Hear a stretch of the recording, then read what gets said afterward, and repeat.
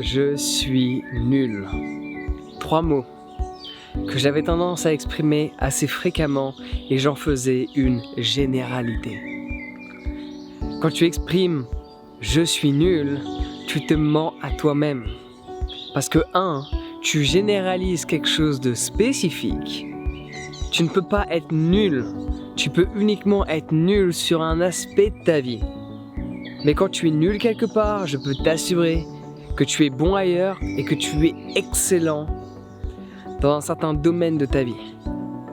Peut-être que tu ne veux pas le voir parce que c'est agréable de se plaindre étant donné que les gens sont là derrière nous à nous réconforter dans la situation dans laquelle on est. Oh mais t'inquiète, ça va aller. Oh là là, mais je te comprends, ah, la vie elle est dure. Quand on se plaint, on a tous ces registres de phrases préconçues que l'on sait, que l'on va recevoir. Toutes ces personnes qui vont être là à nous caresser dans le sens du poil. Donc quand tu exprimes « je suis nul », tu te mens à toi-même. Tu n'es pas nul. Donc comme je te l'ai dit, premièrement, tu généralises quelque chose de spécifique. Secondement, être nul, cette notion n'existe même pas. Tu n'es pas nul. Si tu me dis « ah mais regarde Jean, tu me donnes une guitare, je sais pas en jouer, je suis nul », tu n'es pas nul. Tu as le niveau d'une personne qui n'a pas passé X nombre d'heures sur sa guitare. Tu as le niveau que tu mérites. Tu n'es pas nul. Tu sais, il y a des gens que j'ai en consultation qui me disent « ah mais, tu sais Jean, je suis nul, j'arrive pas à parler avec des gens que je connais pas. » Tu n'es pas nul. Tu n'as même pas essayé. Ou combien de fois là tu fais? Ouais.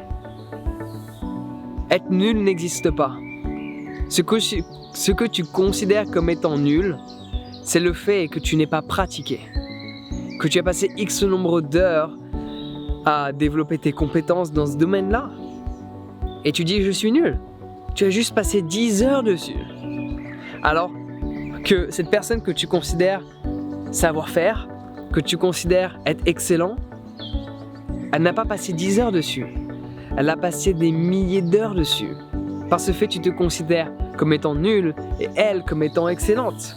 Alors que tu as le niveau que tu mérites et cette personne a le niveau qu'elle mérite. Tu n'es pas nul. Donc ça, ce sont les deux choses qu'il faut absolument que tu rentres dans ta boîte crânienne. Je ne suis pas nul. Je suis nul, c'est s'identifier à quelque chose de général et de négatif, qui ne l'est pas. Qui n'est ni négatif, ni général. En quoi tu es bon? Tu vois, même à l'école, si tu avais des mauvaises notes, et tu pouvais dire « je suis nul à l'école », cela est faux. Il y avait toujours certaines matières, que cela soit le sport, la musique, l'art plastique, les maths, la philosophie, il y avait quoi d'autre? L'histoire, géographie. Il y avait forcément certaines matières où tu excédais la moyenne, voire même tu dépassais l'ensemble de tes camarades. Généralement, les gens qui ont des mauvaises notes à l'école dans toutes les matières classiques, français, anglais, espagnol, maths, physique, histoire, géo, sciences, blablabla, etc. Souvent, ils sont bons soit en musique, soit en art plastique, soit en sport. Donc tu peux pas dire « je suis nul à l'école ». Il faut spécifier. Ça se dit ça? C'est pas grave, on va le dire. Il faut être spécifique. Parce que quand tu utilises une notion de certes, tu n'as pas de niveau là-dedans, mais que tu fais de ce domaine ta généralité, la perception que tu vas avoir de qui tu es, l'image de toi, elle ne sera pas valorisée. Tu ne pourras pas marcher avec confiance si tu te considères comme étant nul. Il y a plein de choses pour lesquelles je suis nul. Je suis nul à faire du dessin. Je suis nul à faire des guitares. Enfin, je sais taper dessus, mais pas jouer avec les cordes, tu vois.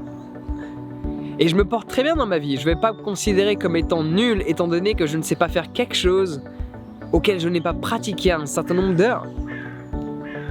Je sais qu'au NPN, au didgeridoo, je suis bon. parce que j'ai passé des milliers d'heures dessus. Je sais que faire des vidéos, je suis bon, parce que j'ai passé des milliers d'heures dessus. Donc même cette notion de être nul que j'utilise là pour expliquer le propos que j'essaie de te partager, elle n'est pas correcte.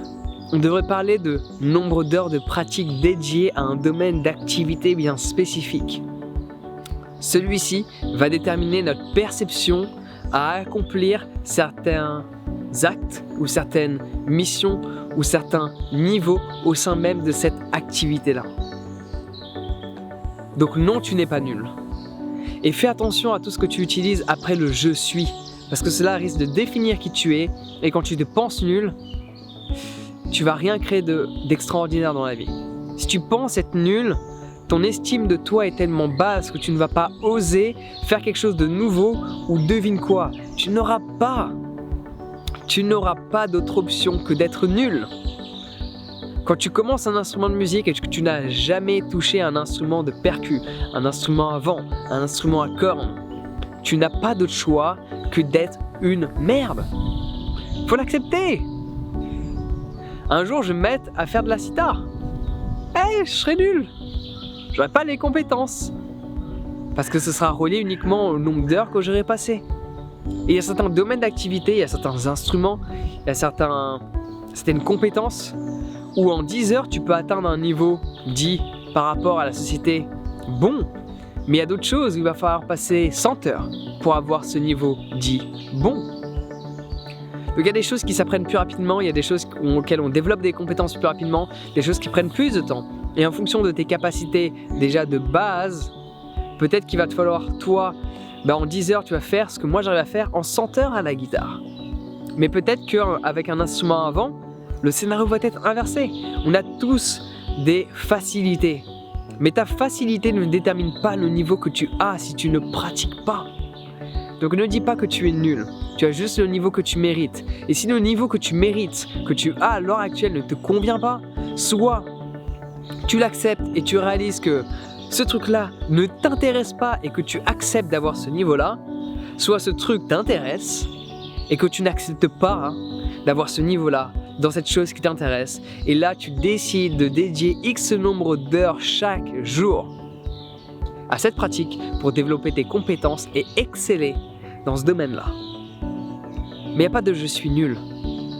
Soit ça t'intéresse pas et tu t'en fous, soit ça t'intéresse et tu arrêtes de te trouver des excuses et tu fournis le travail nécessaire pour obtenir le niveau que tu souhaites. Point. Rien d'autre à rajouter. Donc fais très attention à ce que tu rajoutes après le « je suis ». Et même il y a cette notion que j'utilise très fréquemment dans mes coachings qui est la suivante de « même si tu voudrais dire, oublie tout ce que je viens d'exprimer, même si tu voudrais dire « je suis nul », délimite-le dans le temps. Je suis nul aujourd'hui, mais demain je serai meilleur parce que aujourd'hui je m'apprête à pratiquer X nombre d'heures. Donc demain je serai peut-être un peu nul, mais beaucoup moins que la veille. Et ça c'est important, de délimiter les identifications que tu as de qui tu penses être, qui sont perçues comme étant négatives. Je suis nul, tu le délimites dans le temps. Je suis excellent, ne le délimite pas dans le temps. Je suis excellent, c'est pour tous les jours de l'année. Je suis beau, je suis belle, je suis extraordinaire. Ça, il n'y a pas de limite. Par contre, tout ce qui va avoir une notion négative, à partir du moment où tu t'es identifié, cela sera beaucoup plus simple de délimiter dans le temps le « je suis nul », de dire « je suis nul aujourd'hui, mais demain je serai meilleur », plutôt que de se dire « non, je suis pas nul, je suis extraordinaire ». Parce que tu sais que tu vas te mentir à toi-même, vu que tu n'as pas le niveau nécessaire pour te considérer par rapport à tes propres caractéristiques, par rapport à ta propre perception de ce que l'excellence est. Donc se dire excellent là où on pense être nul, c'est se mentir. Et à ton subconscient, tu ne lui mens pas aussi facilement. Consciemment, tu peux te mentir, mais à ton subconscient, ça va pas se passer ainsi. Donc délimite toute cette identification que tu as envers ta propre image de toi dans le temps, tout ce qui est relié au négatif, tout ce qui est relié au positif, tu peux t'identifier pour l'éternité. Faut faire attention que l'ego ne monte pas parce que sinon ça va créer un autre problème. On quitte un problème pour en créer un autre. C'est pas ce qu'on souhaite, hein. Ouais. Je sais pas si c'était une feuille ou un oiseau qui vient de chier juste à côté de moi. Safe.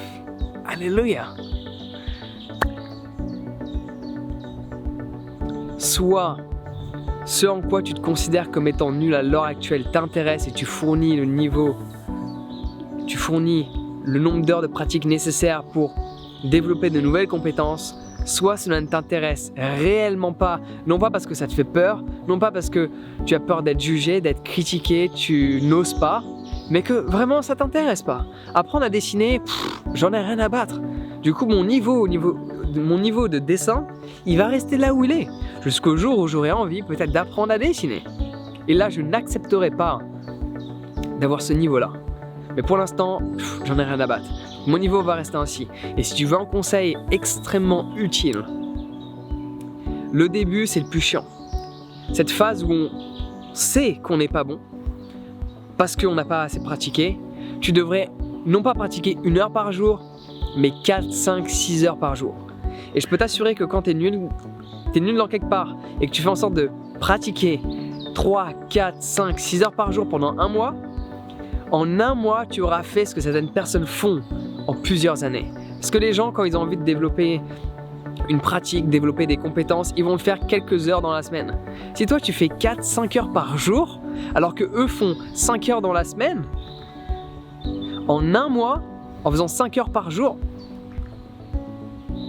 combien de fois il leur faudront en faisant 5 fois par semaine?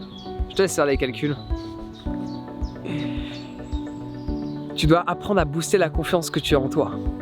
Et plus tu vas avoir des identifications négatives par rapport à qui tu penses être ou par rapport à tes compétences, plus ça va renforcer cette image négative que tu penses avoir de toi. En fait, c'est un cercle qui n'est pas très vertueux.